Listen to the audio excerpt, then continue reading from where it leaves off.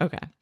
So the question becomes like, can you actually build strength and muscle from about the menopausal to postmenopausal So like time 40 frame? plus.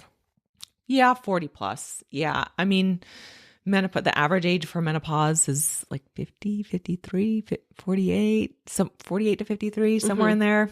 I might have that wrong. But Yeah, anyway. well, that kind of makes sense because I know my mom's above average and she's almost like 56 and she probably won't have it till she's like 65. She's not gone through menopause yet? No, isn't that a bummer? I don't think my grandma went until like that's 60. not a bummer. That's awesome. No, That's she hates great. it. She wants everything to stop. Oh, menopause sound. Menopause. You ladies that are going through menopause, it just doesn't sound like fun. Bless you. I feel for you. Okay. So there is a reduced sensitivity to anabolic stimulus in postmenopausal women.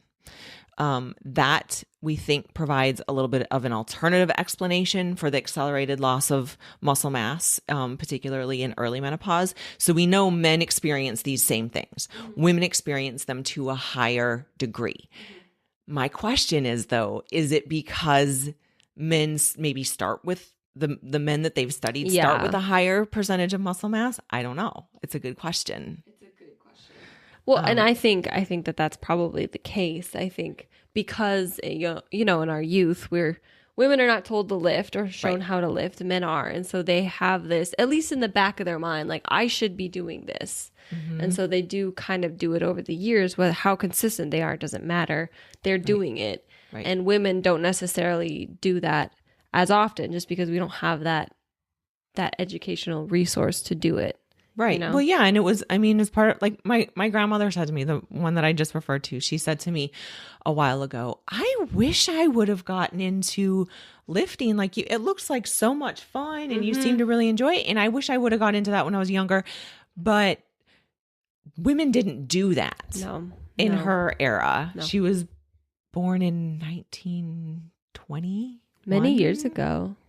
That would make her 98. Women did not do that. No.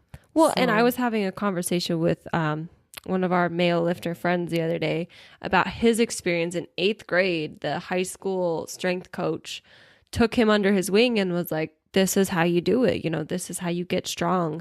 And I told him, I said, man, if I had a female or any strength coach been like, you know what, let me teach you how to squat when I was younger. Yeah.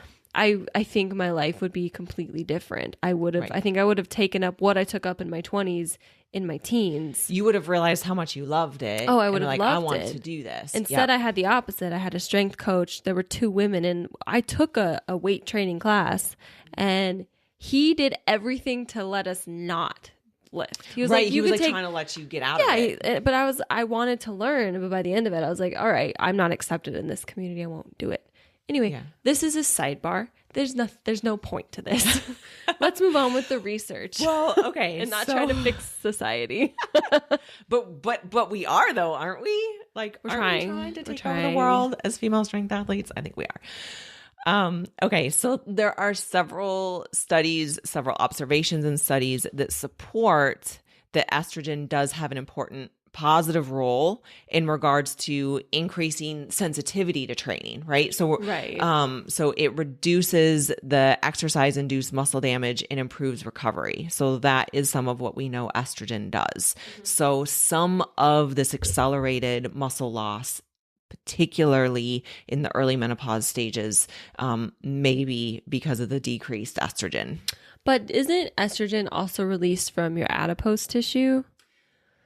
It's stored in your adipose tissue. But estrogen gets stored in your adipose tissue, which is why sometimes people that are I've read studies that show that people that are exceptionally lean going into menopause experience greater effects of menopause because it's a much more abrupt loss of estrogen as opposed to someone who has more adipose tissue where the estrogen is stored in, and it's not as